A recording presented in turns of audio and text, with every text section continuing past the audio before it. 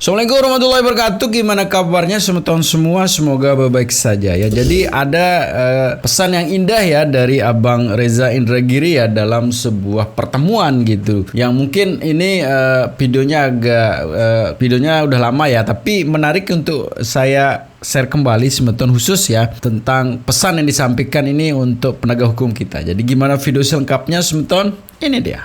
Teman-teman kepolisian, baik yang berseragam maupun tidak berseragam, simak baik-baik, karena saya sedang berbagi rasa cinta dan rasa hormat saya pada saudara-saudara semua. Saya tidak punya alasan untuk berada pada posisi berseberangan dengan saudara, kecuali terus-menerus menyemangatkan saudara untuk menjadi santri Brata yang profesional. Itu keinginan kita semua ya. Bapak Ibu, rekan-rekan semua, terutama apabila hadir teman-teman Korps Brata,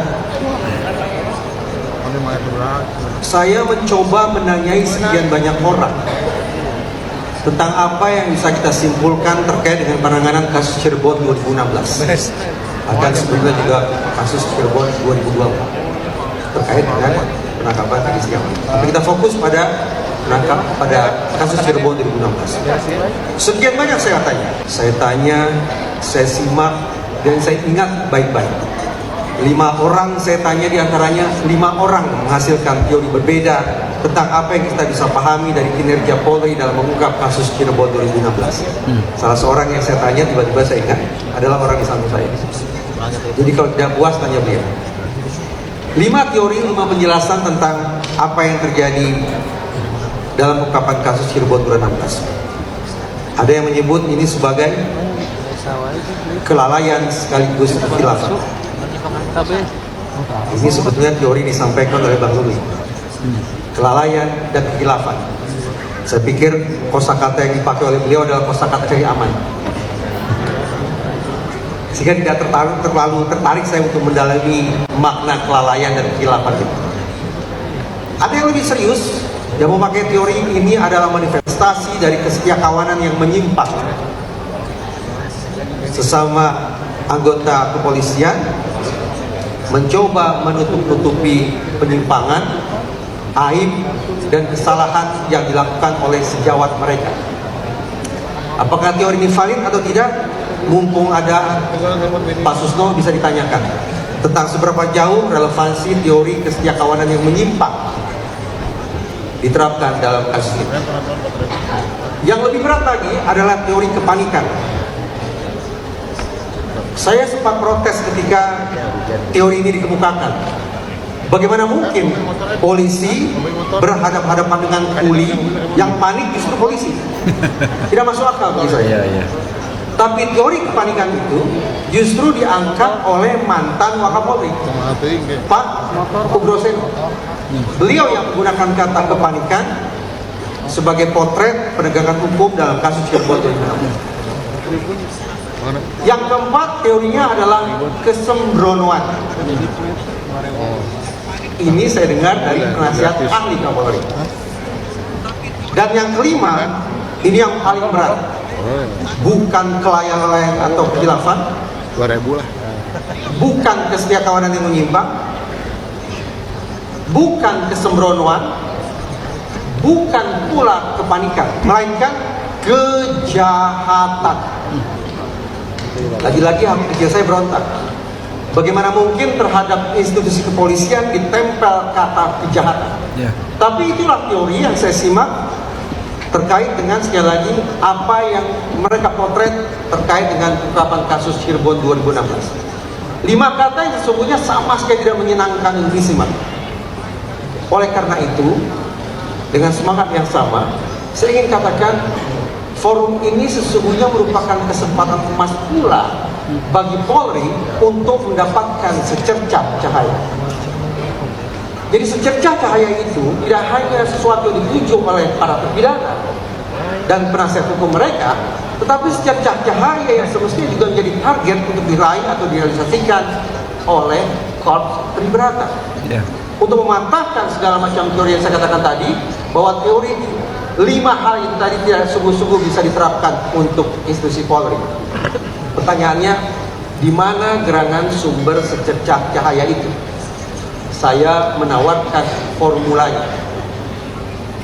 Kalau tadi saya simak, Bapak Ibu rekan semua, berbicara tentang peninjauan kembali, kita pahami bahwa mekanisme hukum yang satu ini harus diikhtiarkan oleh terpidana.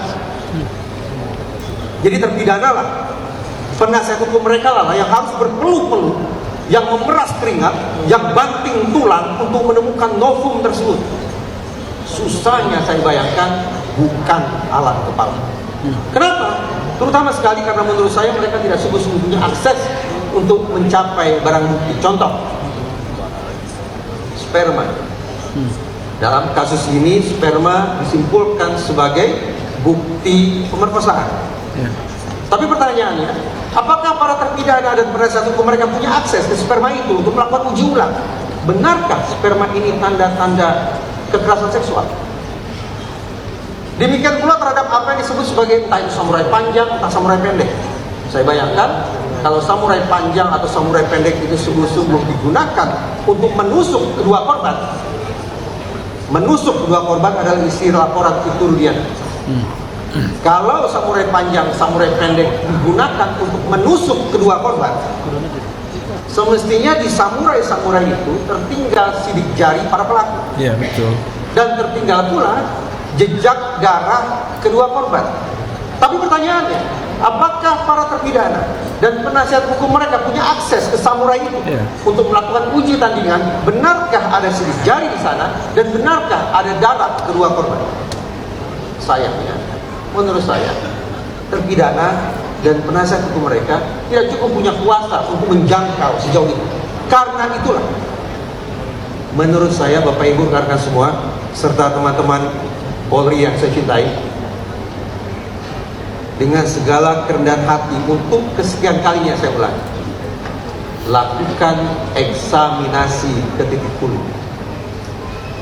secara prosedural, secara proporsional, secara profesional. Sudah tepatkah penanganan kasus Cirebon 2016? Sekiranya Polri mau rendah hati melakukan eksaminasi ke titik hulu dan membenarkan testimoni sekaligus otokritik Jenderal Listio Sigit bahwa pengungkapan kasus Cirebon 2016 tidak sungguh-sungguh taat pada kaidah saintifik, maka menurut saya ini merupakan sebuah novum. Dan kalau ini merupakan sebuah novum, maka alih-alih menunggu terpidana serta penasihat hukum mereka yang bekerja, justru Polri lah yang mengambil langkah cepat, membawa novum tersebut ke Mahkamah Hukum untuk menggerakkan peninjauan kembali. Polri lah yang mengambil peran sentral itu. Sekali lagi, bawa novum itu ke ruang Mahkamah Hukum untuk diuji, yang siapa tahu hasilnya akan mengubah simpulan kita 180 derajat tentang kasus Cirebon 2016, sekaligus membuka peluang berbalik arah nasib para terpidana. Inilah cahaya yang bisa justru dihasilkan oleh institusi Tribrata. Jangan tunggu terpidana, tapi Polri lah yang bergegas menemukan novum itu. Firasat saya mengatakan novum itu sudah ada di salah satu laci kantor penegakan hukum. Betul. Firasat saya, terutama sekali bukti komunikasi elektronik, baik itu gawai para tersangka maupun gawai almarhum Eki dan almarhum Afina. Firasat saya mengatakan bahwa bukti komunikasi elektronik itu serinci-rincinya, siapa dengan siapa, berkomunikasi tentang apa, pada menit, jam, detik berapa, sudah tersimpan di salah satu kantor penegakan hukum. Buka itu, bawa ke ruang hukum, ubah nasib para terpidana, ubah catatan publik, ubah teori tentang Polri yang saya sebut tadi. Terima kasih. Itu keren ya. Dan sebenarnya juga kalau itu terjadi Semeton ya, tanggapan masyarakat tentang kepolisian ini akan berubah juga 180 derajat ya, akan menjadi institusi yang kembali dipercaya begitu dalam penegakan hukum ya.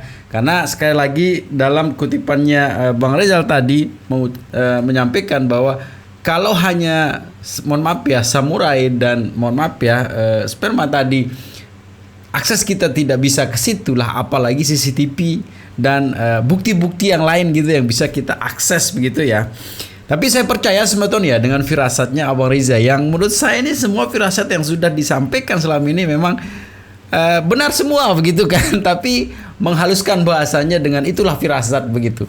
Tapi intinya sebetulnya ini sudah di titik akhir kasus ini, berkasnya sudah sampai ke MA begitu kan. Kemarin juga sudah disampaikan oleh Pak Utu untuk mendesak MA untuk segera mengajukan uji lagi ya, sehingga apa yang menjadi harapan kita bersama, terutama yang tujuh terpidana ini akan mereka dapatkan gitu sebetulnya, yaitu kebebasan dan keadilan. Tapi intinya sebetulnya ada video selalu saya berpesan, jangan cepat termakan hoax, selalu jaga persatuan serta persaudaraan kita ya. Dan jangan nakal, karena sedikit nakal nanti bisa berakibat fatal. Jadi segitu saja video sebetulnya. Assalamualaikum warahmatullahi wabarakatuh.